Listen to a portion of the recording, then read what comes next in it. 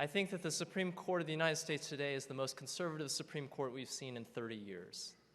Why do I say this? This is a pretty bold claim. If you think back 30 years to the presidency of Richard Nixon, and you simply track from that time the median justice, what I mean by the median justice is the swing voter on the court.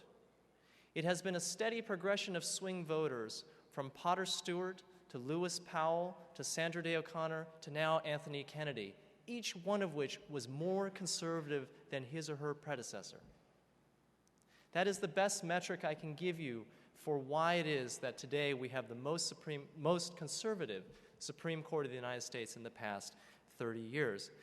And it's somewhat deceptive then to say that Justice Kennedy or any justice is the swing voter, as if that implies a kind of centrist position. It's only centrist relative to where the rest of the court happens to be. And I would submit to you that the center of the court right now is at least slightly tilted to the right. In the past 2 years, we've seen 2 Supreme Court nominations and replacements. Chief Justice Roberts for his former mentor, Chief Justice Rehnquist, and more consequentially, the appointment of Judge Alito to replace Sandra Day O'Connor. We've now had one full term in which these 2 justices have served on the court, and we have then a small record to evaluate how the court has performed. And I must candidly report to you that I see some troubling signs.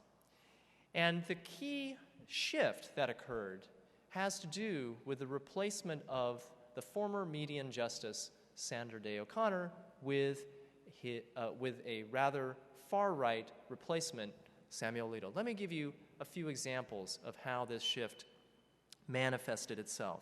Last term, in the so-called partial birth abortion case, the Stenberg case, the court, in a 5-4 decision, upheld a set of restrictions on late-term abortion that the court had struck down just 4 years earlier when implemented by the state of Nebraska.